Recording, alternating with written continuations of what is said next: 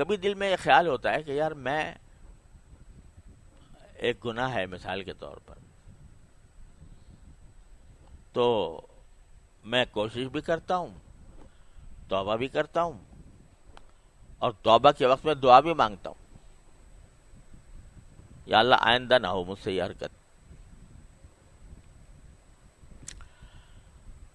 اس کے باوجود ہو جاتا ہے۔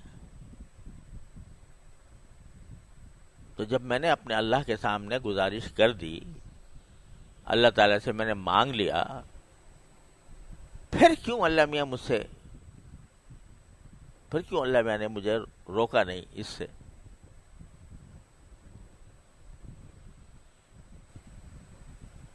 اللہ تعالیٰ کی حکمت اور مشیت تو وہی جانتے ہیں، ہم اور آپ کہاں تک اس کی حکمت اور مشیتوں کو سمجھنے کی کوشش کریں گے۔ لیکن اللہ جل جلالہ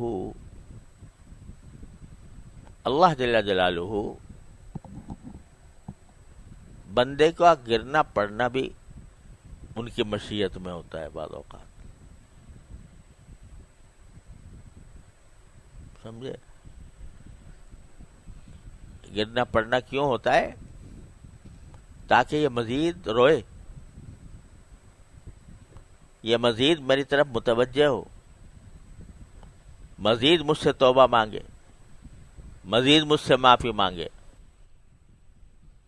اور میں پھر اس کو اپنی ستاری کا مورد بناؤں، اپنی غفاری کا مورد بناؤں۔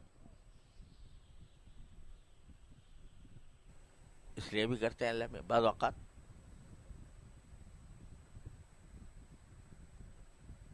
اس لیے دیکھو، ایک اللہ تعالیٰ معاف کرے، ایک چیز ہوتی ہے استدراج، اللہ تعالیٰ ہر مسلمان کو اس سے محفوظ رکھے۔ استدراج کیا ہے؟ کہ آدمی گناہ میں مبتلا ہے، گناہ میں کیا جا رہا ہے، اور اللہ میں ڈھیل دے رہے ہیں، اچھا بھائی اور کر۔ تو اللہ بچائے، جو غفلت کے ساتھ ہوتا ہے، یہ استدراج ہے، بڑی خطرناک چیز ہے۔ اللہ تعالیٰ ڈھیل دے رہا ہو کسی کو، اس کی علامت یہ ہے استدراج کی کہ ایسے آدمی کے دل میں فکر ہوتی ہی نہیں، اس کو نہ ندامت ہوتی ہے، نہ فکر ہوتی ہے کہ میں کیوں کر رہا ہوں، وہ تو سینہ تان کے کر رہا ہوتا ہے گناہ، اعوذ باللہ۔ وہ تو ہے بڑی خطرناک چیز۔ اور ایک وہ ہے جو گناہ تو کر رہا ہے بیچارہ، لیکن شرمندگی کے ساتھ، عاجزی، اللہ تعالیٰ کے سامنے عاجزی ظاہر کرتا ہے، روتا ہے، گڑ گڑاتا ہے، یا اللہ مجھ سے یہ ہو گیا، مجھے بچا لے اس سے، یا اللہ مجھ سے آئندہ میں اس گناہ میں مبتلا نہ ہوں۔ آج کل کے جو گناہ ہے وہ نظر کا گناہ سب سے خراب ہے، تو میں اس کی خاص طور پر، اور بھی غیبت سب پتہ نہیں کیا کیا ہم مبتلا رہتے ہیں جن گناہوں میں۔ اب ہم جیسے لوگ جن کا بہرحال کچھ نہ کچھ کسی بزرگ سے تعلق ہے، کسی کا پاس بیٹھنے کا موقع ملا ہے، کچھ دین کی تعلیم حاصل کی ہے، کچھ تعلیم دے رہے ہیں، تو ان سے یہ توقع تو مشکل ہے کہ وہ ان کو نماز چھوڑنے کا گناہ کریں گے، یا وہ معاذ اللہ شراب پی لیں گے۔ لیکن جو گناہ پھیلے ہوئے ہیں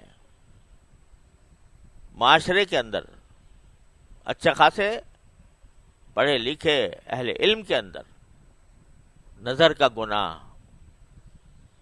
کان کا گناہ، غیبت کا سننا، زبان کا گناہ کہ زبان بے تکان چل رہی ہے، یہ سوچے بغیر کہ میں سچ بول رہا ہوں یا جھوٹ بول رہا ہوں، میں مبالغہ اتنا کر رہا ہوں کہ وہ جھوٹ کی حد تک پہنچ رہا ہے، غیبت کر رہا ہوں کسی پر بہتان لگا رہا ہوں، کسی پر الزام لگا رہا ہوں، کسی کی دل آزاری کر رہا ہوں، یہ گناہ عام ہے، ہم سب میں. تو پہلے تو اس کا احساس ہونا چاہیے کہ ایک گناہ ہے، اور احساس ہونے کے بعد شرمندگی ہونی چاہیے. غیبت کر لی اور شرمندگی کوئی نہیں، اللہ بچائے.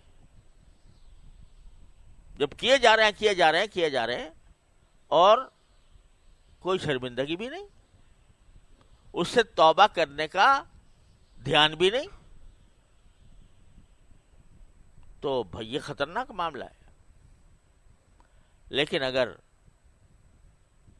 ہو گئی، مجلس میں بیٹھے تھے، وہاں پر کوئی کلمہ غیبت کا نکل گیا، بعد میں احساس ہوا کہ یا اللہ مجھ سے غلطی ہو گئی، توبہ کر لی. اب توبہ کرنے کے بعد پھر عہد بھی کر لیا، لیکن کسی وقت پھر مبتلا ہو گیا. بس فکر ہو اور پھر مبتلا ہو جائے تو پھر اس کو گھبرانا نہیں چاہیے، مایوس نہیں ہونا چاہیے.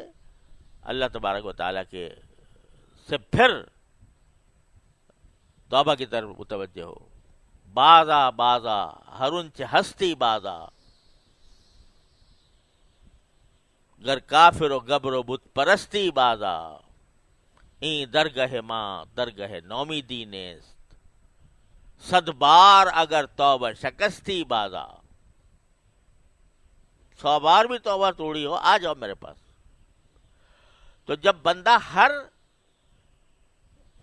میں یہ نہیں کہہ رہا کہ بھئی یہ کوئی اچھی بات ہے کہ ایک مرتبہ توبہ کرے اور آدمی پھر اس کو توڑے، نہیں، کوشش تو پوری کرنی ہے، لیکن کسی وقت نفس سے مجبور ہو کر، شیطان کے دھوکے میں آ کر مبتلا ہو گیا تو پھر مایوس نہ ہو، پھر لوٹ جائے اسی کی طرف. جب یہ عمل کرتا رہے گا تو کیا ہوگا؟ من تابا، تو کیا ہوگا؟ عمل عملا صالحا، پھر وہ عمل صالح کی طرف آ جائے گا. کیا مانا؟ کہ اس کے بیشتر اعمال صالحہ ہو جائیں گے.